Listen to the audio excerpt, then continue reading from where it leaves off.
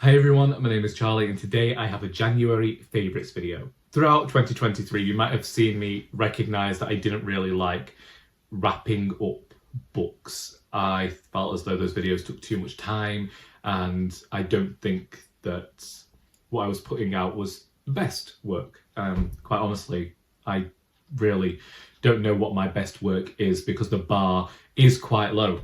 So I thought I'd have a bit of a change. I'd see whether we can avoid being cynical. We will never avoid being cynical. But I just thought, I don't want to talk about the books I can't stand because quite honestly, there are too many to mention. And also there are other forms of media that I want to talk about that I have been getting on with. So I just thought, let's try favourites. Let's try, I don't know, being positive for once. I don't know how it's going to work. I might actually have a physical bodily reaction to the idea of actually trying to be kind about something, but we're going to give it a go. And what we're going to start with are my favourite books that I read in January. All of these books were read in the same week, and I have a vlog in which I read all three of these books, and I have 2 review videos. So I probably won't talk about these books too much. However, I will leave links, hopefully, to everything that I'm talking about in the description. Firstly, we have The Soul of Kindness by Elizabeth Taylor. I want to read the remainder of the Elizabeth Taylor books that I haven't read yet this year, and this was a great start. So here we have the character of Flora, who is a woman who is perpetually kind, but she wishes to control everyone and everything within the world around her. So she's trying to force this gay man who is a friend of hers to marry another female friend of hers, and in trying to force that, actually ends up forcing those people apart. She's forced other people to get into relationships that maybe aren't working. She's neglecting her mother. She's getting angry with her husband. All of these things because she is like the most toxic form of hyacinth bouquet that you will ever find on this planet.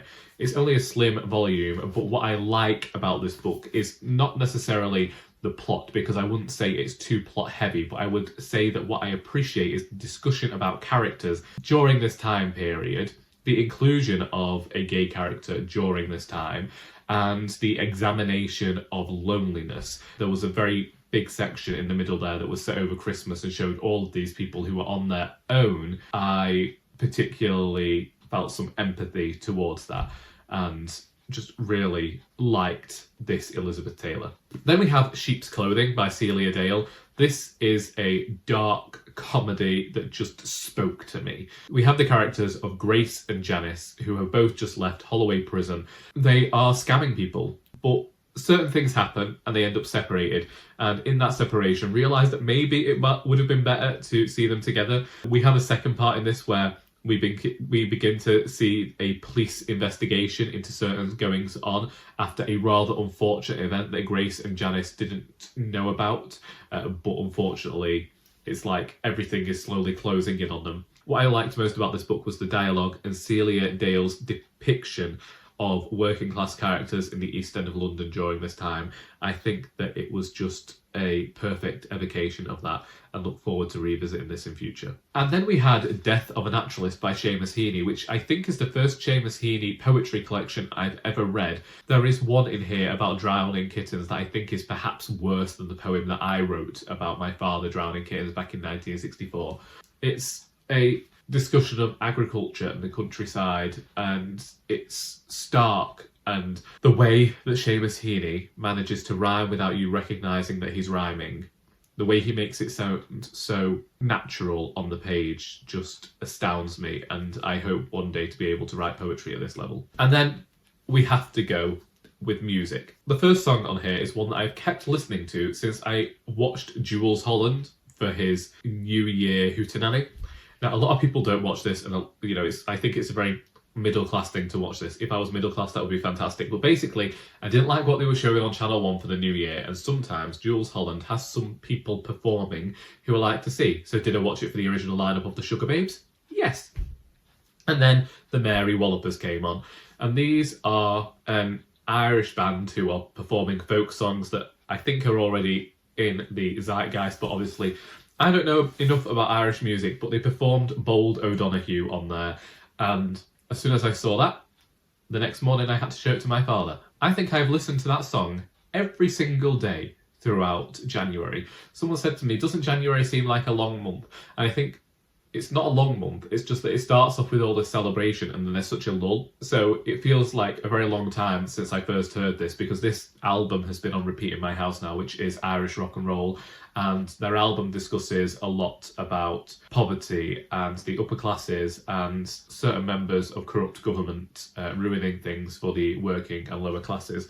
But Bold O'Donoghue is just this really fast-paced song, and I still don't know what they're saying half the time in the chorus, but that's part of the fun of it. Then we have Euphoria by Elodie, which is an Italian song. It is incredibly fast-paced. It's like a Eurovision song. It's like something from the 1980s. It reminds me a bit of Physical by Dua Lipa. And then we have Bubblegum by Donna Richard. So this is from the EP The Architect. This came up recommended on Spotify, so I listened to it.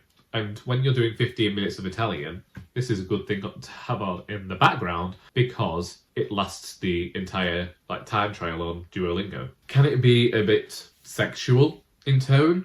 Yes.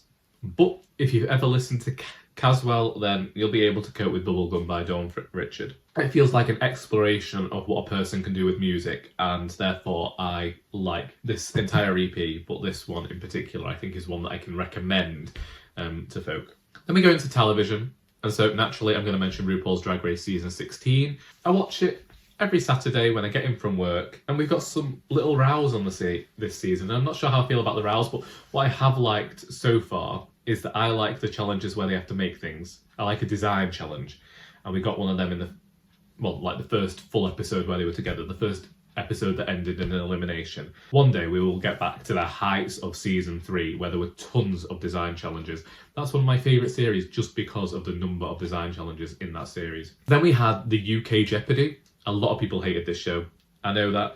I haven't watched the American version of Jeopardy. I don't know what happens in that show, but when I first saw this, what I liked about this show was how quiet it was. It was almost like a show for grandparents, I think. I think it was for the elderly, really. It felt very much catered towards the elderly. But it's also the only show where I seem to get a lot of questions correct. And there were a few things about poetry and literature in there that I was glad to see because I was able to answer those questions. As much as I tried to get into watching Call the Midwife this year, I only watched 2 episodes. My sister's gone on to nearly finish the entire series because it really appealed to her. We both started watching it at the same time without speaking to each other, and we have to talk about this because there will be so many occasions where I will decide that I'm going to watch something, and then a few days down the line, my sister will send me a message to tell me that I ought to watch this because she's just watched it and she thinks it's fantastic, and I'll say, yeah, I already know, that's what I'm doing. It happens with films too.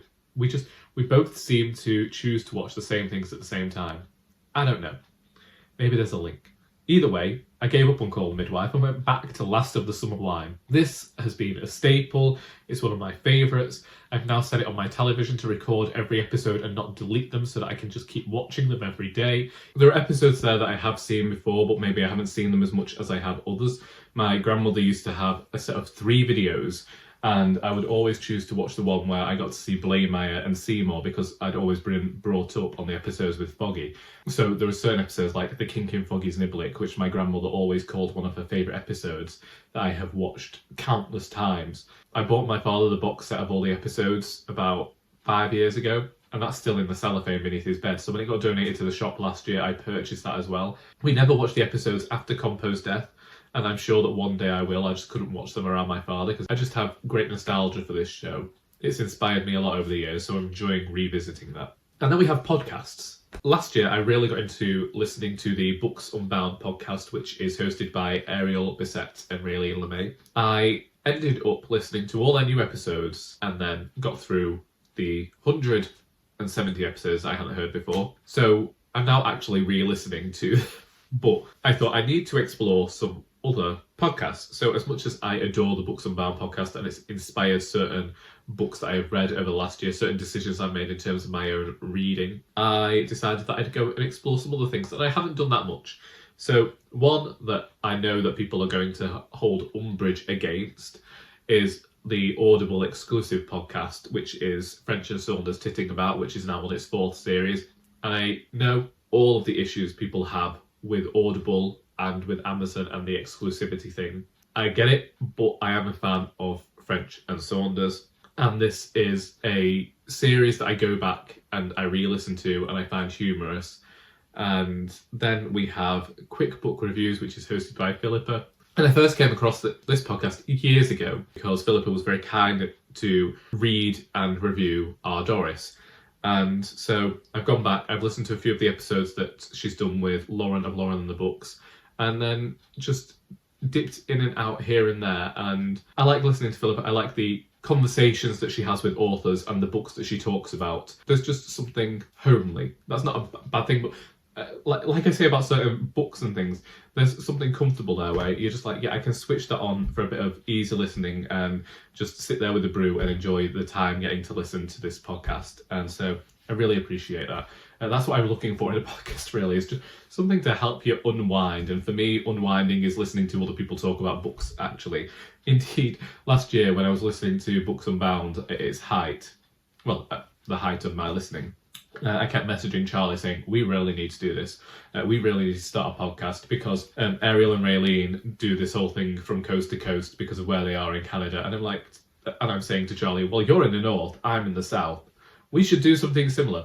But I think that the universe couldn't really cope with the power of two Charlies in one podcast. Film-wise, I haven't watched anything. I always have these big plans, like I go for a walk on a Sunday and I think the best thing for this, like, films always used to get watched on a Sunday afternoon in our house, but that was primarily because on a Sunday we'd visit my grandmother, so we'd go over there and we'd watch whatever film was on Channel 5 or one of the videos that she had. And I always think about recreating that. Even when I finish work, I'll think, I'm going to watch a film tonight.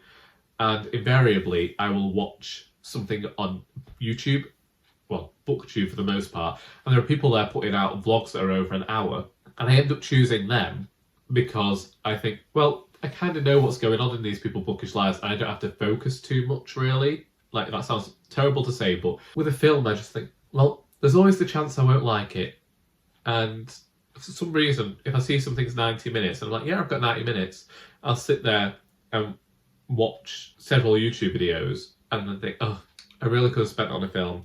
But if you want to know what BookTube videos I've been enjoying, there is actually a playlist on my channel which is other folks' videos, which has been there for years, ever since they removed the feature where you could see what videos I was liking. Am I going into specific recommendations? No, because invariably I will forget somebody and then there'll be this whole upset. There might even be a civil war, and I can't be doing with that. Those are the things that I have been enjoying throughout the month of January. Will I make a video about like this in February? I don't know, because I'm a creature of habit, and usually the things I've liked in one month I'm probably going to like in the next, apart from Jeopardy, because that has finished. But Drag Race could easily get mentioned until April, because I think there's going to be 16 episodes, so we will see. If you happen to read any of these books, listen to the music, listen to the podcasts, if you do any of those things, then feel free to come back here and tell me what you thought. I hope that you've enjoyed this video, because until next time, that is all.